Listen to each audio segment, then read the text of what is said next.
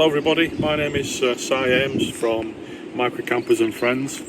This little video which is being shot today by Will from Will Walkley Outdoors, and it's an introduction to my new Campal Tour unit that I've designed myself, and Campal have then taken my design and worked with me to produce what you're going to see very, very shortly.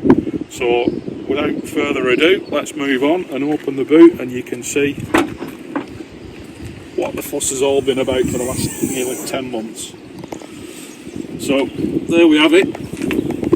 This is a completely bespoke unit made by Campal. So Martin and Lisa at Campal have taken my design, very, very bad drawings that I did, and this is the end result. So what we basically have here is a very modified Campal Solo, or the Campal for one, because it is just for one person. And I've been micro camping now for over 10 years, and I've owned many different boot jumps over that 10 years. I've had double units, I've had bespoke units for a Vauxhall Astra that I had, Astra Estate, and then my latest one before this one was one of the fantastic Campal splits. However, my needs for camping have changed, and I want to do more micro camping in the winter months, and with the designs of the existing Campal split and the vast majority of boot jump type units, the biggest Achilles heel in my opinion is the fact that the drawer for the cooker, it opens from this area here and then opens to the outside of the van, and obviously if it's inclement weather, that can present you with problems cooking. You either got to put a shelter up, put a tarp up, or if you've got a boot awning or a driveway awning, you've got to put that up as well. And for myself, if I'm going away for one night, I don't want to have the hassle of having to put a full awning up. A couple of reasons. Mainly, the main reason is because if it rains then and it's still wet and it's winter, how am I going to get it dry? And then obviously you've got all the hassle of putting a large awning up in windy weather or rainy weather by yourself, which is, quite frankly, never a great deal of fun. Okay, so as I mentioned previously, one of the biggest bugbears that I had with the vast majority of boot jump and camping units in the boots of vehicle design is the fact that the cooker goes to the outside. So my main aim for the design of this particular unit is I wanted the cooker inside, and because I'm now gone to a single bed setup with this, so it's just a standard 66cm single bed, it's enabled me to mess around with the design and come up with what we've got now. So the cooker on this is just a single burner camping gas Bistro 3 cooker, which is plenty for me. It's all I would need for one or two maybe nights. And as you can see, the cooker now opens up inside of the van. That means I can either use it like it is now, or I can take the cooker out and use it on a table outside, because the cooker is completely removable, and it just uses the standard cartridge type camping gas cartridges. These are fantastic little cookers, really efficient. They will boil a full kettle in less than a minute and a half, just a standard 1 or 2 person kettle, and they're really good. I also have a windshield which will go around here and protect the plastics of the vehicle when I'm using it, if I want to use it inside the van. And because I have the opening window on the back of my tailgate, I can safely use this inside the van with the tailgate actually closed, and it runs no risk to myself or the vehicle. Goes without saying, you wouldn't ever use this stove with the vehicle completely closed up. There'll be lots of discussions about that in the past, so I'm not gonna go into that at all. As you can see then, so the drawer, it comes out and there's a bit of storage underneath here. So you can put a plate and your cutlery and what have you underneath there. Then there is a little storage compartment here on the right hand side of the stove. And in there I've got the little windbreak that I use to put around the cooker itself. The drawer will lock in position with a bolt there, and it stops the drawer moving back and sliding back in, so it's super safe. And when the drawer is closed, there is a further lock which then will lock the drawer in place, so when you're driving about it's not going to slide open. So every little thing has been thought out about this to make it very, very easy to use, and also make it safe to use as well. You can see here there is another little door. It's got a lovely little spring-loaded catch on here. This just opens up and drops down, and then it gives me all that storage in there.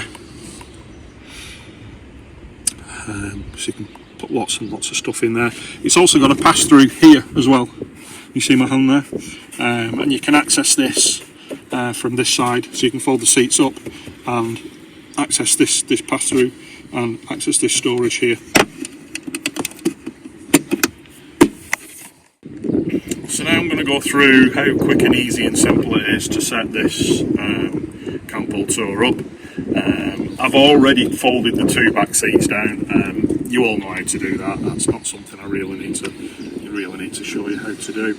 But two back seats just fold down flat, and now I'm going to unfold the Campal unit itself.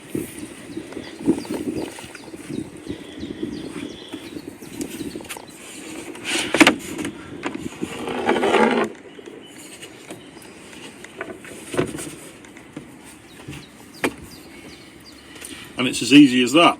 So that now puts the bed into what I would call the day mode, and that then makes it a really nice lounging area, using the front passenger seat backrest to lean this part of the bed up to make this into a seating area then that you can actually use during the day and sit inside the van quite comfortably. So what I'm going to do now is I'm just going to fold the bed flat and get that into position.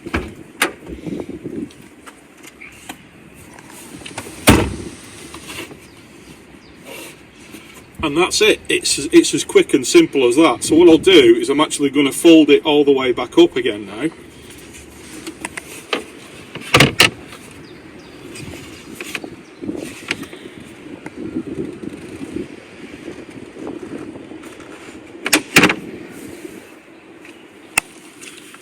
Pop the cushions back on the top, and that's it. It's as quick and simple as that. And that was one of my key goals as well, and key aims with this unit, was to make pack up and set up very quick and very easy indeed. So I'm going to put it back into bed mode now, and I'll put the cushions on then, and I'll show the size of the bed.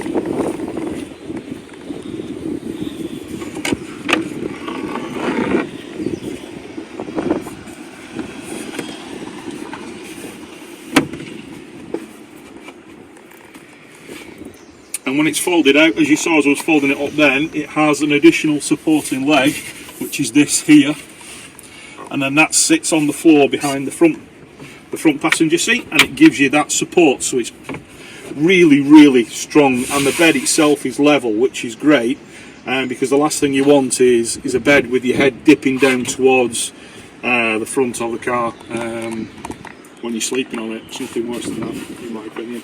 So the bed itself is nice and level. So what I'm going to do now is put the cushions on. So I'm going to come back round.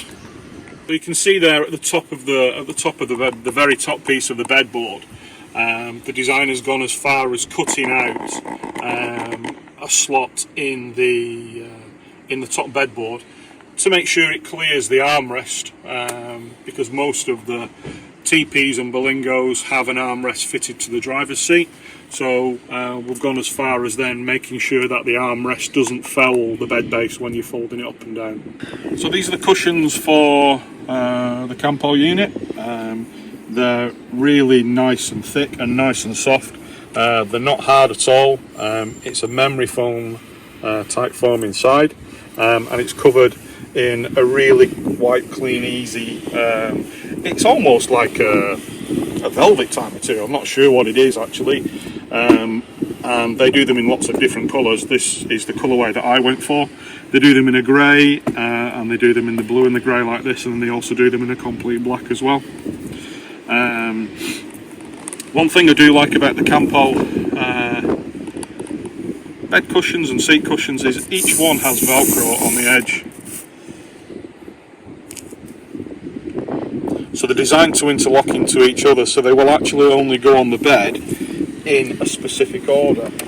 And each one then adjoins onto each other.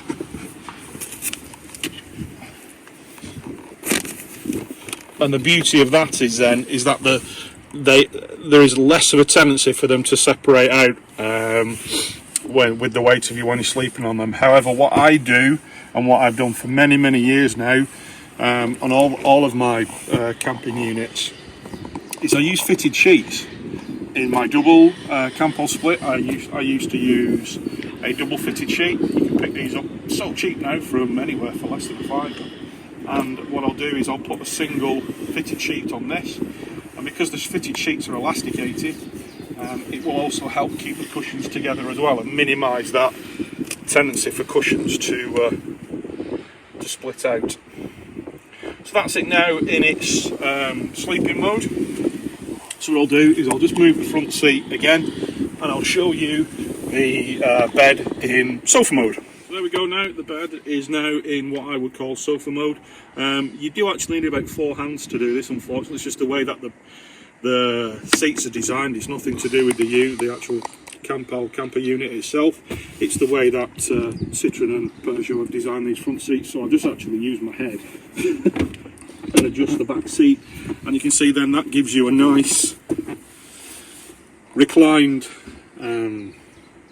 backrest to lean against, and if you want it a bit further up, then there you go, you can actually put it up to that, and it's then supported by the front seat and giving you that area just to lie and chill during the day and watch a bit of TV or YouTube, especially we'll walk the outdoors. Yay!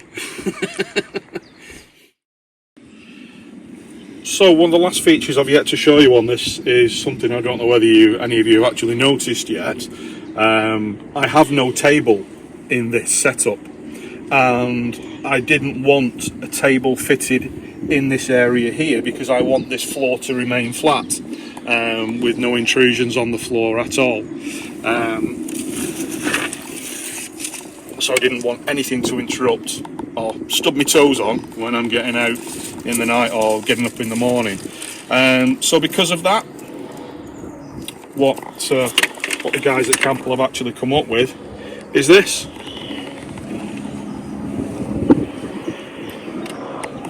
So we have a nice pull-out surface here, which I can then take the cooker out of here.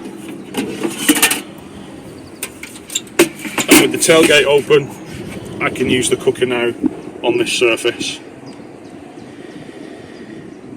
So I've got a double use of the table. It can be used for prepping food or making a brew, or as you can see here, it can be used for also taking out the camping gas stove and popping it on there. And then when you finish with it, it just literally slides back into the unit itself, out of the way completely. There is also one further little bit of storage here. It's not very big, but it's big enough to get 3 or maybe 4 of the camping gas type gas canisters in there. So I hope you have enjoyed that, everybody.